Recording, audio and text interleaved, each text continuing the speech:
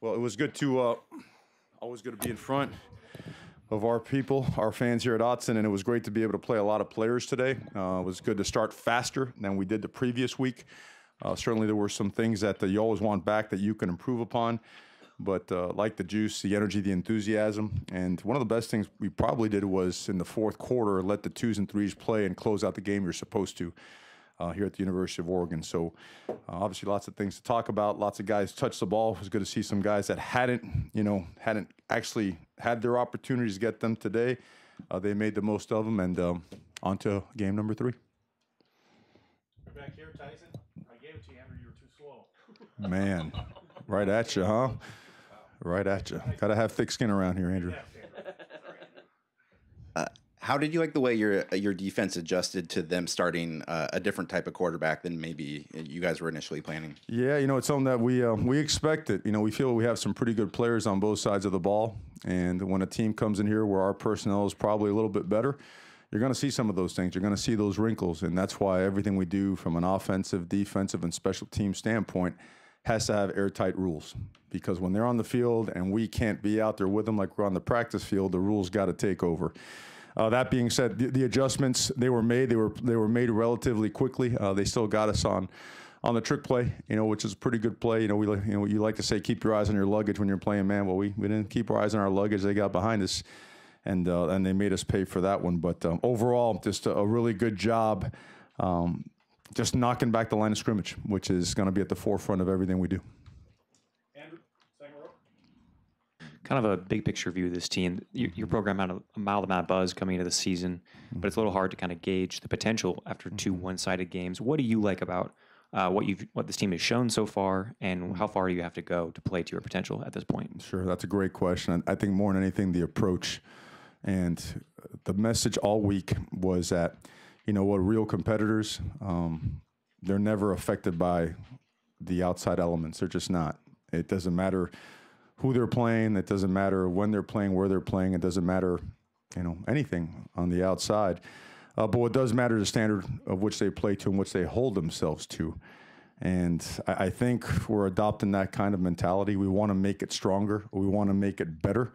But certainly it was something that we had stressed and we had preached, and that for us to reach and attain our goals, everyone's got to play to a championship level on a rep-by-rep basis. You can't pick and choose when you're going to be a good player. You can't pick and choose when you're going to be at your best. So you've got one gear, and that's all out. And anything aside from that just won't be acceptable.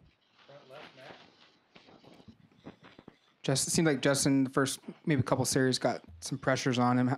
How do you feel like you guys protected him, and what were kind of the adjustments that you maybe made to fix that? Early not as well as we wanted to. They brought a late rover pressure, almost like a green dog. The back checked. Saw him kind of sit inside his zone. They're playing a little bit of that post-safety stuff. So he kind of sat in there, looked like he was going to be the hook player. And all of a sudden the back took off, and he came late. And then on another play action protection, very similar, the corner kind of hung in there, showed like he wasn't going to come, and then bam, he hit it late. So we decided let's not worry about getting the back out. All right, check, double check, and triple check to make sure that we don't get the quarterback hit.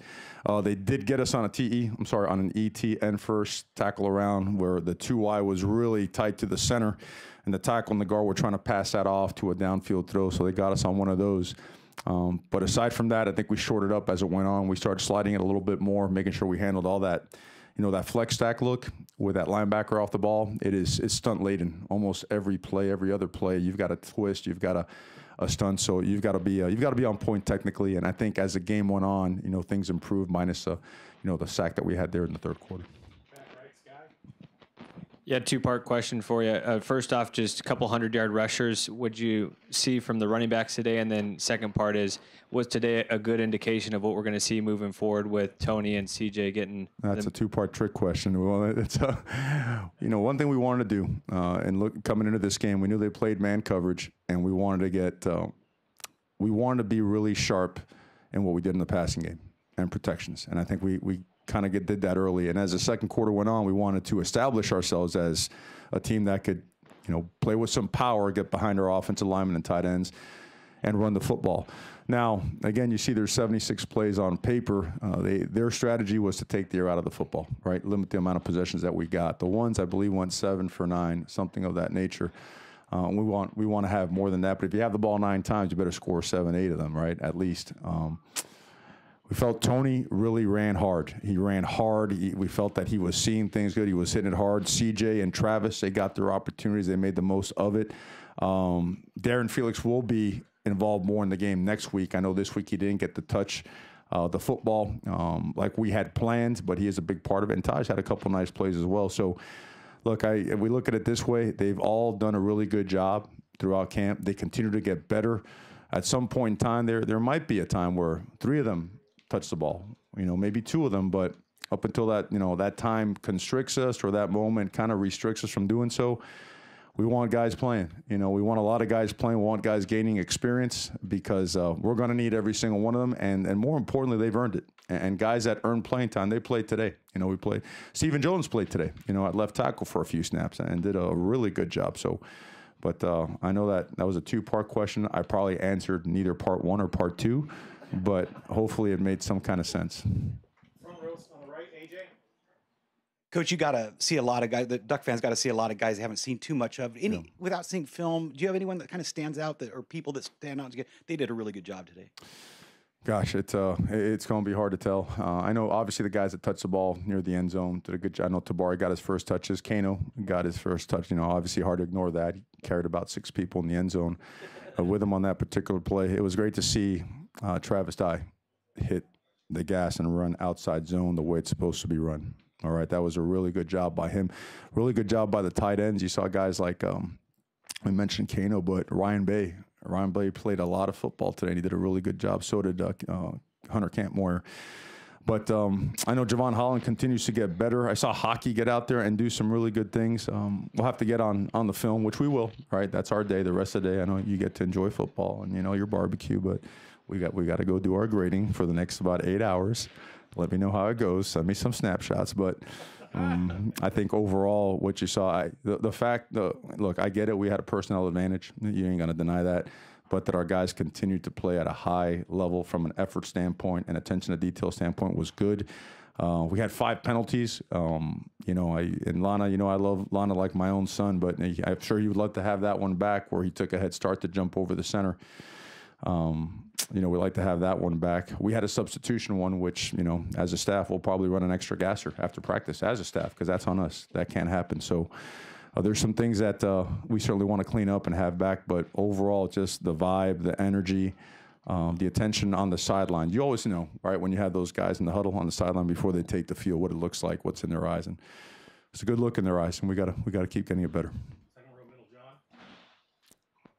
Nothing against Portland State, but do you feel like maybe a challenge for you guys at this point? Are you still curious to know who you really are, or do you have that sense after 2 games?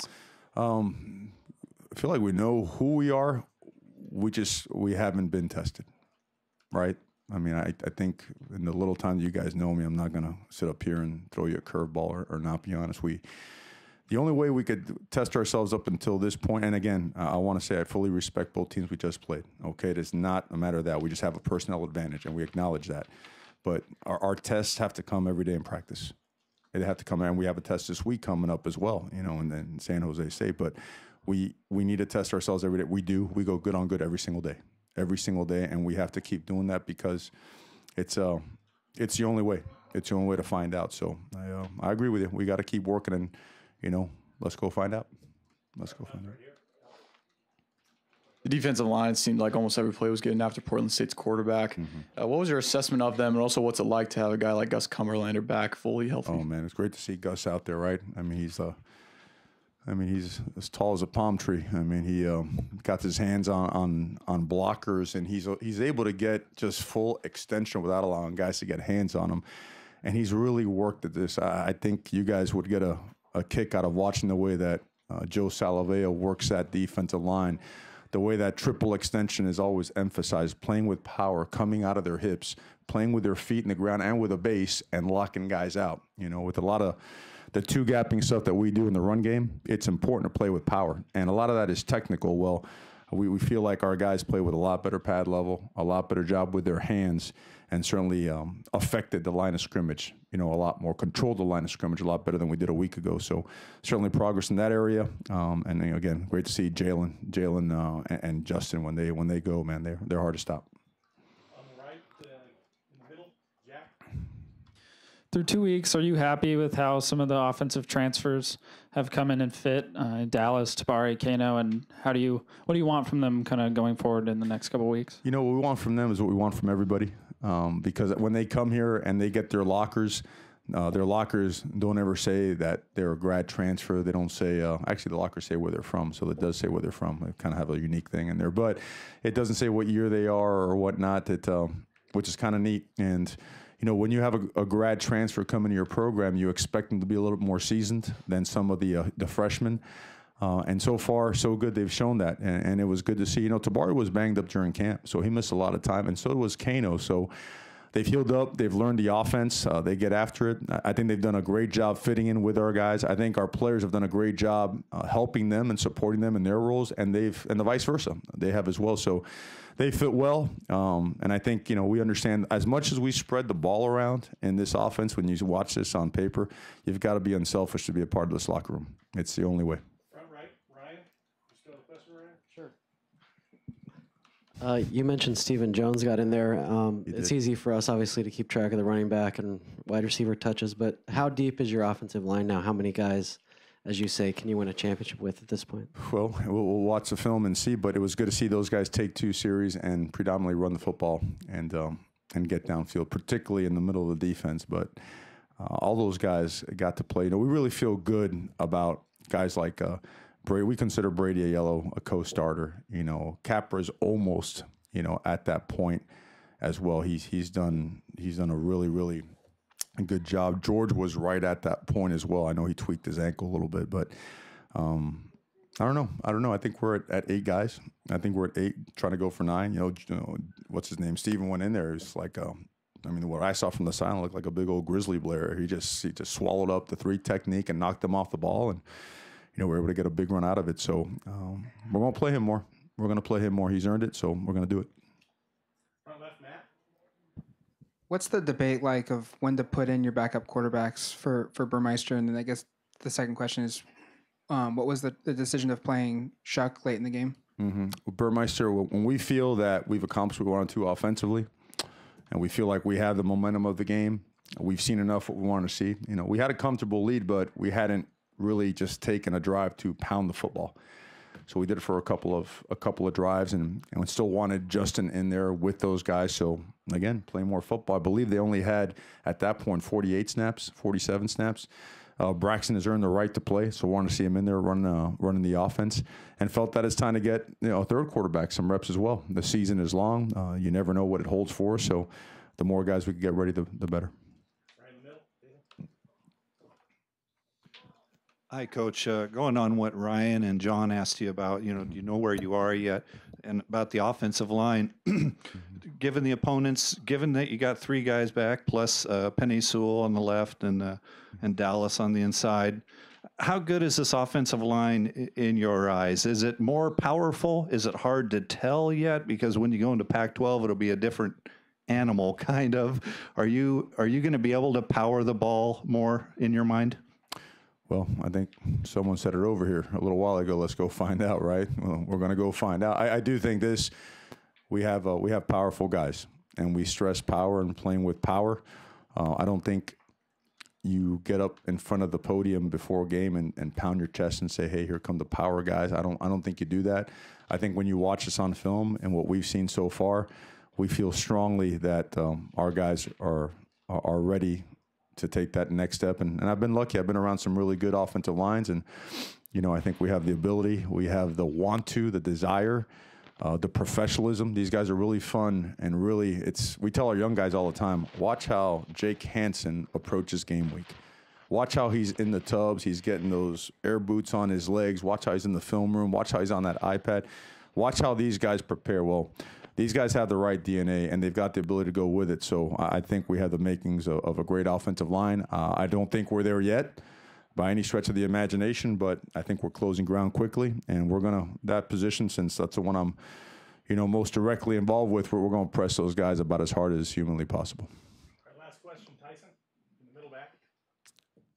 Did you guys ever have to spy on that starting quarterback, or were you getting enough push from the defensive line that it kind of neutralized that? And what did you see from your team today that when you guys do face a mobile quarterback like Arizona's or whatnot, how do you think you'll fare? Yeah, no, that's a great question.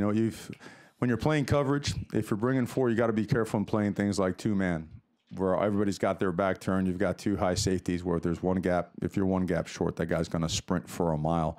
We've got a couple different packages where we rush 3 and rush 4, where we force the quarterback to break contain so that we can track him down with a spy, whether it be an extra backer, whether it be a quicker outside linebacker. So I know there's a couple disciplinary things that we could have done better, up front, because we did, he did come out of the pocket, a couple of times and made some plays, but we'd like to always, first and foremost, solve it with our rush, because with gap integrity, you should have it bottled up. But number 2, when a guy's that fast and that agile and that athletic, you've got to have an answer, and having a spy is always a good answer. Thank you, Coach. Okay, guys, thank you very much. Yeah.